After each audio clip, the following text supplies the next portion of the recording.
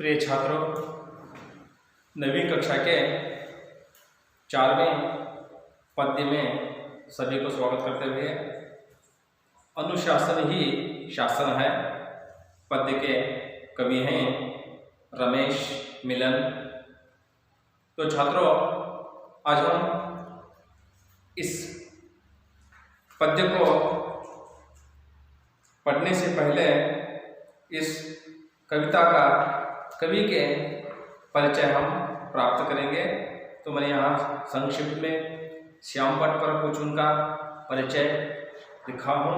तो सभी छात्र अपनी अपनी पुस्तकें खोलकर पृष्ठ संख्या 27 में देखें। तो छात्रों, इस अनुशासन ही शासन है कविता के कवि रमेश मिलन। तो देखिए उनका परिचय। डॉक्टर रमेश मिलन हिंदी के सुप्रसिद्ध बाल साहित्यकार हैं। देखिए यहाँ पर हिंदी साहित्य क्षेत्र में डॉक्टर रमेश मिलन बाल साहित्यकार के सुप्रसिद्ध यानी के बहुत ही प्रसिद्ध कवि हैं। उनका जन्म 7 जुलाई 1946 को ग्राम मौनचर, जिला बुलंदशहर, उत्तर प्रदेश में हुआ। तो देखिए यहाँ पर मैं लिखा हुआ है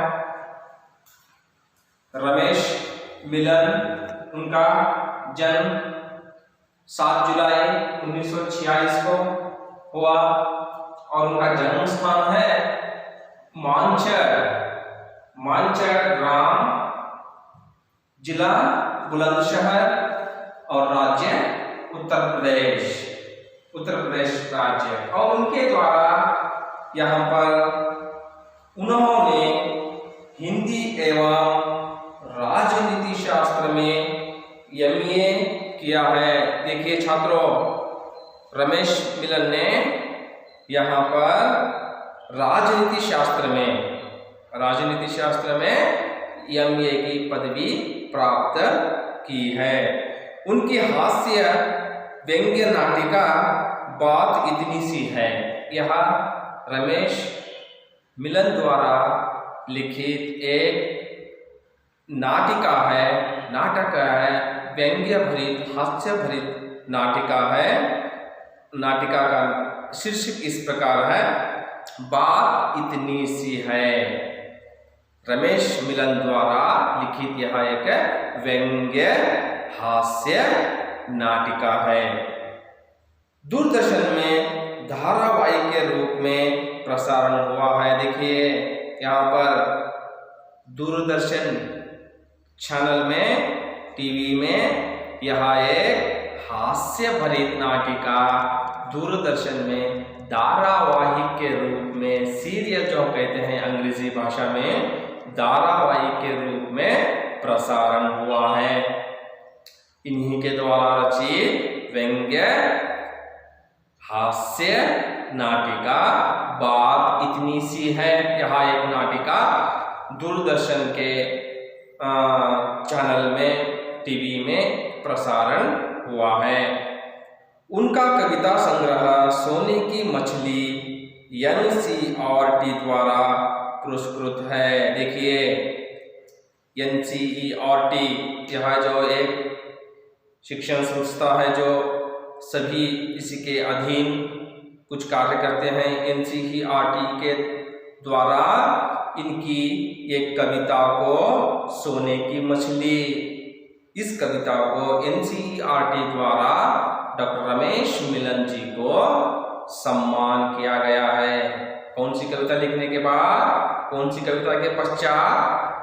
सोने की मछली कविता संग्रह से उन्हें NCERT द्वारा पुरस्कृत किया गया है, सम्मानित किया गया है। उनकी अन्य प्रमुख रचनाएं हैं, मैंने यहाँ श्यामपट पर भी लिखा हूँ। तो देखिए छात्रों, मेहनत की महल रमेश मिलन द्वारा लिखित यह एक प्रमुख रचनाओं में से एक है, मेहनत की महक और थिरकते पंख, यह दो डॉक्टर रमेश मिलन द्वारा लिखी प्रमुख कहानियां हैं। सरस गीत विज्ञान के, सरस गीत विज्ञान के डॉक्टर रमेश मिलन द्वारा लिखी यह एक ज्ञान देने वाली रचना है, ज्ञान प्राप्त करने की एक रचना है, जो विज्ञान से संबंधित विचार शायद ही उसमें होंगे, ज्ञान के संबंधित कुछ विषय उसमें होंगे। तो यहाँ पर सरस गीत विज्ञान के, यह एक ज्ञान प्राप्त करने की रचना भी डॉक्टर रमेश मिलन द्वारा रचित है। ये चमन के फूल, यह एक प्रमुख उपन्यास डॉक्टर रमेश मिलन द्वारा रचित प्रमुख उपन्यास है।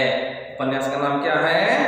ये चमन के फूल, यह डॉक्टर रमेश मिलन द्वारा रचित एक प्रमुख उपन्यास है। और भी आदि उन्होंने रचित किए हुए हैं।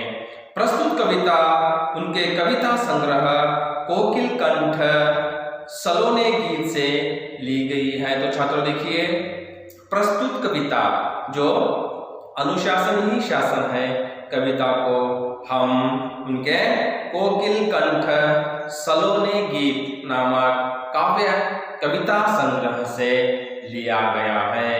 तो छात्रों, आज हम उन्हीं के द्वारा रचित अनुशासन ही शासन है कविता का अध्ययन करेंगे। तो छात्रों, उससे पहले इस कविता का यानी डॉक्टर रमेश मिलन जी का क्या आशय है, आप सभी से, आप सभी छात्रों से डॉक्टर रमेश मिलन क्या अपेक्षा करते हैं और किस कारण से यह एक कविता आप लोगों को अध्ययन के लिए रखा गया है। तो देखिए, आशय मैं आपको बताता हूँ। लाल, हरी, पीली बत्ती ये ट्रैफिक के संकेत, आप सभी को तो मालूम ही होगा। आप सभी ने जो शहर में जाते हैं वहाँ पर देखा ही होगा, लाल बत्ती, हरी बत्ती और पीली बत्ती।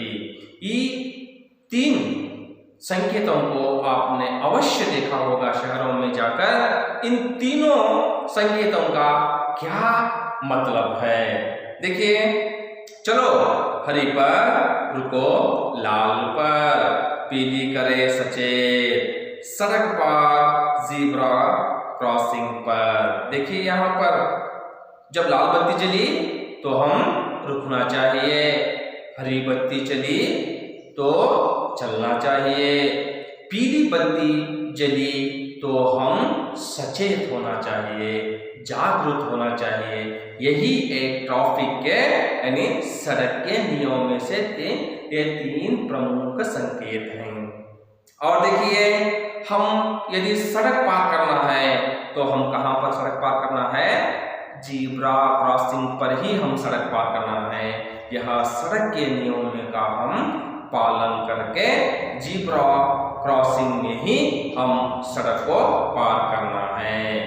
और इस पद्य के द्वारा विद्यार्थियों को सड़क पार करते समय ध्यान रखने की बातें सिखाई जा सकती हैं। देखिए, आशय यहाँ पर इस पद्य के द्वारा, इस कविता के द्वारा आप सभी छात्रों को यह सिखाया जा सकता है कि यदि आप शहर गए तो वहाँ पर सड़क कैसे पार किया जाता है और पीली बत्ती, हरी बत्ती, लाल बत्ती का क्या संकेत है।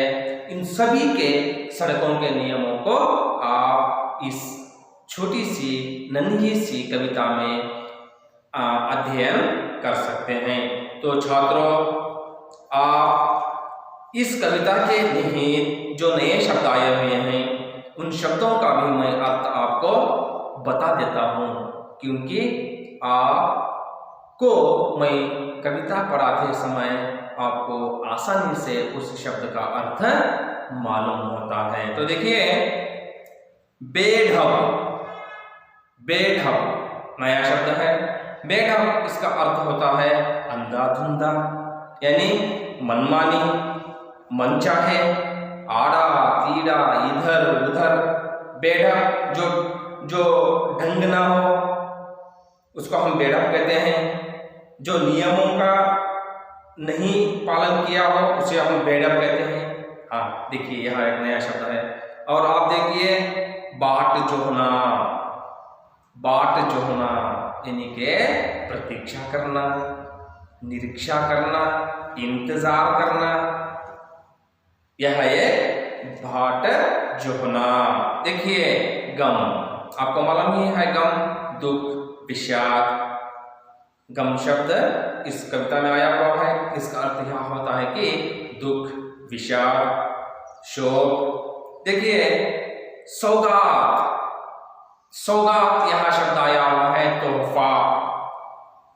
सौगात शब्द का अर्थ होता है तोहफा, जो हम किसी को एक इनाम के रूप में या तोहफे के रूप में देते हैं तो उसे हम सौगात को तोहफा कहते हैं। और देखिए उपहार जो कहते हैं हम, हाँ भेंट भी कह सकते हैं। हाँ सौगात का अर्थ यहाँ होता है उपहार, भेंट और तोहफा। आंख चुराना यह शब्द आया हुआ है।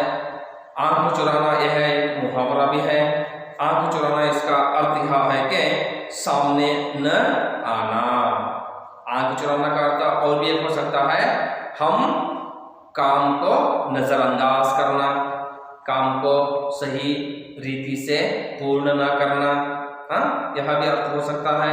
हाँ आंख चुराना, सामने न आना, काम पूर्ण न करना, इसका अर्थ हो सकता है। और फौरन, फौरन शब्द आया हुआ है तुरंत, तुरंत, हाँ जल्दी, इसका अर्थ यहाँ पर होता है अनमोल। देखिए आपको मालूम ही है अनमोल, जिसका कोई मोल ना हो वही अनमोल है।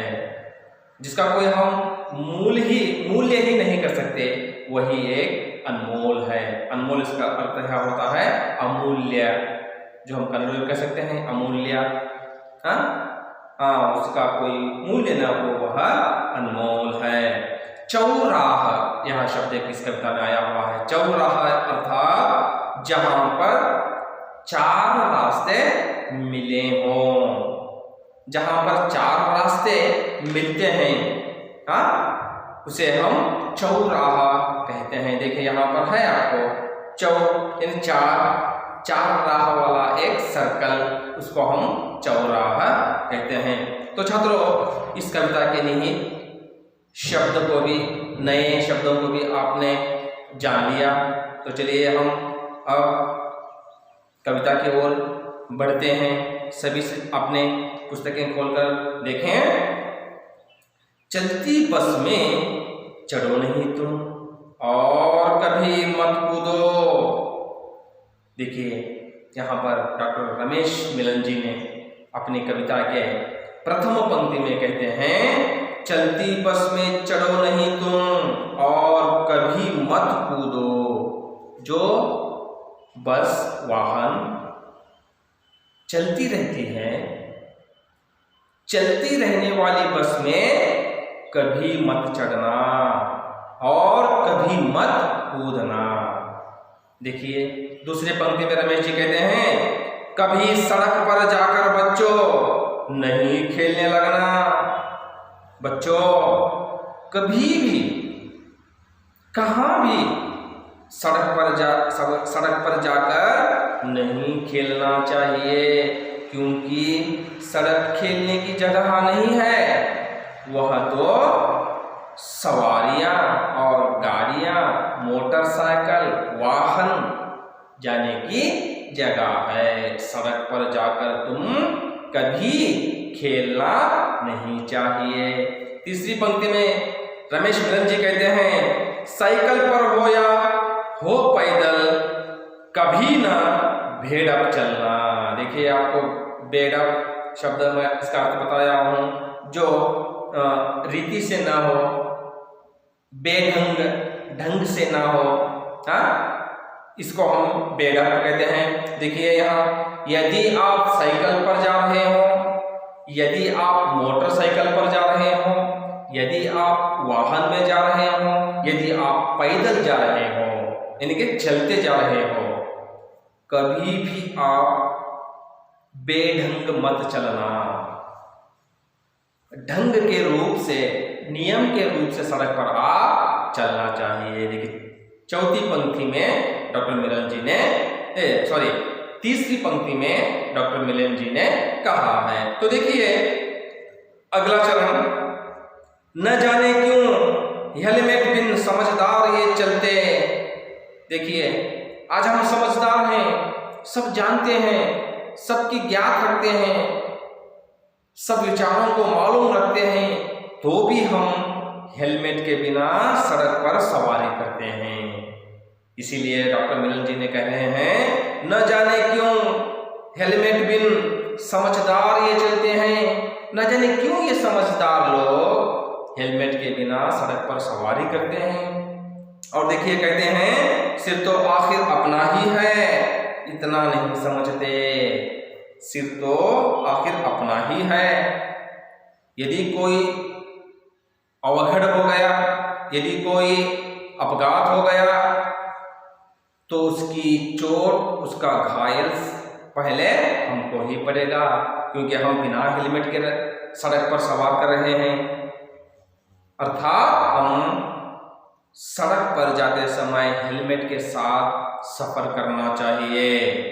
घर पर जोहते बाट न दो उनको गम की सौगात। देखिए यहाँ पर दूसरे चरण में डॉक्टर मिलन जी कहते हैं, आपको आपकी इंतजार में, निरीक्षा में अपने भाई बहन, माँ बाप, बच्चे, बीवी, सभी आपकी निरीक्षा में घर पर आपका इंतजार करते रहते हैं। तो उनको आप दुख का, शोक का, गम का तोहफा मत दो।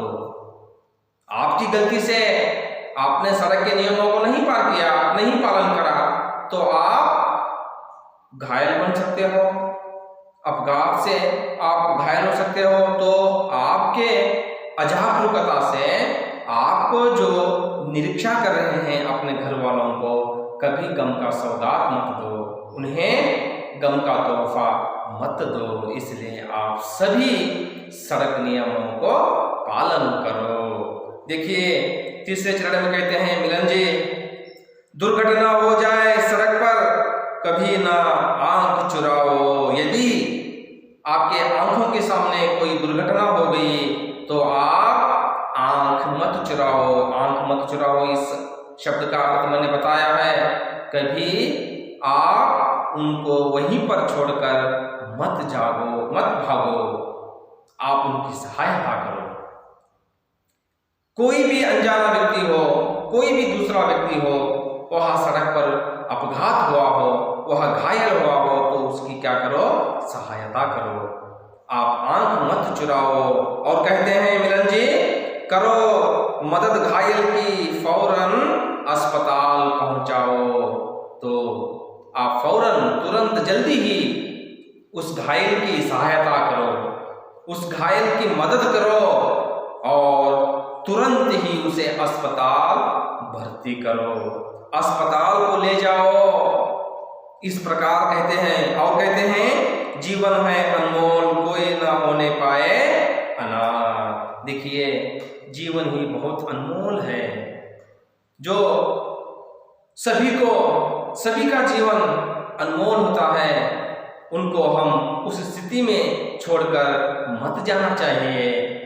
देखे भी अनदेखे उधर से ही नहीं जाना चाहिए, उनकी सहायता करना चाहिए, उनका मदद करना चाहिए और उन्हें तुरंत ही अस्पताल पहुंचाना चाहिए। इस प्रकार तीसरे चरण में मिलन जी कहते हैं। और अंतिम चौथे चरण में कहते हैं, जगह जगह पर, चौराहों पर जो संकेत दिए हैं, जगह जगह पर, सर्कल पर, चौराहों पर जो भीड़ अधिक से जमा होती है, वहां पर संकेत दिए जाते हैं, सूचनाएं दिए जाते हैं। कौन से संकेत, कौन से सूचनाएं दिए जाते हैं? उनका पालन करने वाले सबके प्रिय रहे हैं। देखिए वहाँ पर जो संकेत दिए होते हैं, जो सूचनाएं दिए होते हैं, उन संकेत और उन सूचनाओं को पालन करने वाले सबके प्रिय होते हैं और वे अपघात से बच जाते हैं।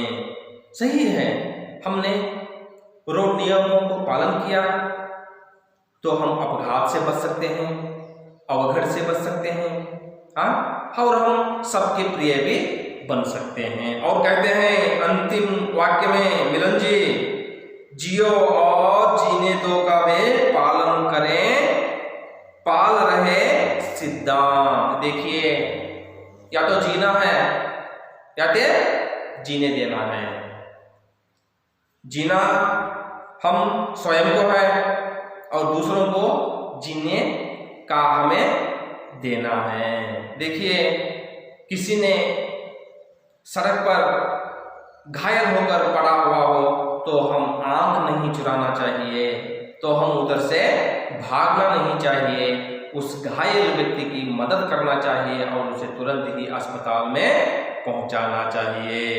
देखिए छात्रों, कितना ही अद्भुत जो 4 चरण में यहाँ पर डॉक्टर रमेश मिलन जी ने अद्भुत ही एक कविता आपके लिए पढ़ाई के लिए रखा है। आशा करता हूँ आप सभी को इस एक छोटी सी कविता पूर्ण रूप से याद हुई होगी। तो आप सभी छात्र 5 मिनट यानी 1 या 2 बार इस कविता को पढ़ें। यदि तब भी आपको इस कविता में कोई कठिनाइयाँ दिखाई दी तो मुझे आप तुरंत ही पूछ सकते हैं, तो मैं आपको उस कठिनाई का सुलभता या उसका मैं आपको समाधान कराऊंगा। तो छात्रों, यहाँ पर पहले चरण में ही हमने यहाँ कहा है, जब भी हम शहर जाते हैं वहाँ पर बहुत भीड़ होती है। यदि हम सड़क के नियमों का पालन नहीं किया तो वहाँ पर बहुत ही गंभीर रूप से वहाँ पर अपघात होने की संभावनीय होती है और हमारे एक व्यक्ति से जो हमने की गलती अकेला व्यक्ति है और एक व्यक्ति के गलती से बहुत सारे लोगों को वहाँ पर दुख झेलना पड़ता है, बहुत ही सारे व्यक्तियों को वहाँ पर गम खाना पड़ता है। तो छात्रों, आप यदि शहर जाएं या गांव जाएं, कहाँ पर भी जाएं, इस कविता में डॉक्टर रमेश मिलन जी ने भी वही कहा है, आप कभी भी सड़क के पार जाकर या सड़क पर जाकर नहीं खेलना है और आप सड़क के नियमों को पालन करना है। ज़ीब्रा क्रॉसिंग पर ही आप रोड को पार करना है। हरी बत्ती जली तो जाना है, लाल बत्ती जली तो रुकना है, पीली बत्ती जली तो आप सचेत होकर, जागरूक होकर जाने के लिए तैयारी में रहना है। तो देखिए, यहाँ एक रोड नियम का एक सूचनाएं हैं। इन सूचनाओं को यदि हम पालन करें तो हम अपघात से बच सकते हैं। आप कभी भी किसी अनजाने व्यक्ति, वह व्यक्ति आपको पता नहीं है तो उसकी मदद करने में पीछे नहीं हटना है, उस व्यक्ति की सहायता करना है। तो चलिए छात्रों, मैं आपको एक राग लय ताल से इस कविता को पढ़ाता हूँ। देखिए, चलती बस में चढ़ो नहीं तुम और कभी मत कूदो, कभी सड़क पर जाकर बच्चों नहीं खेलने लगना। चलती बस में चढ़ो नहीं तुम और कभी मत कूदो, कभी सड़क पर जाकर बच्चों नहीं खेलने लगना।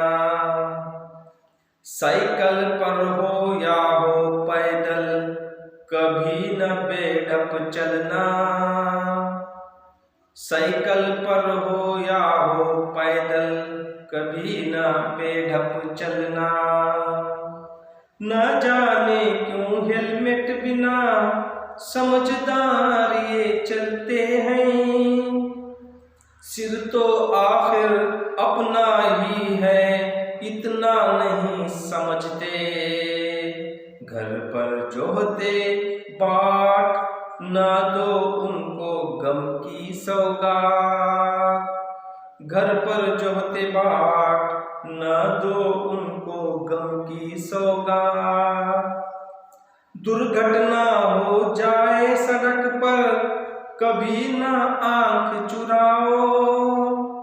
करो मदद घायल की फौरन अस्पताल पहुंचाओ। जीवन है अनमोल कोई न होने पाए अनाथ। जीवन है अनमोल कोई न होने पाए अनाथ। जगह जगह पर चौराहों पर जो संकेत दिए हैं उनका पालन करने वाले सबके प्रिय रहे हैं। जियो और जीने दो का वे पालन करे सिद्धांत। जियो और जीने दो का वे पाल रहे सिद्धांत। चलती बस में चढ़ो नहीं तुम और कभी मत कूदो। देखिए इस प्रकार आप इसे राग लय ताल के साथ भी इस पद्य को आप गा सकते हैं। ठीक है।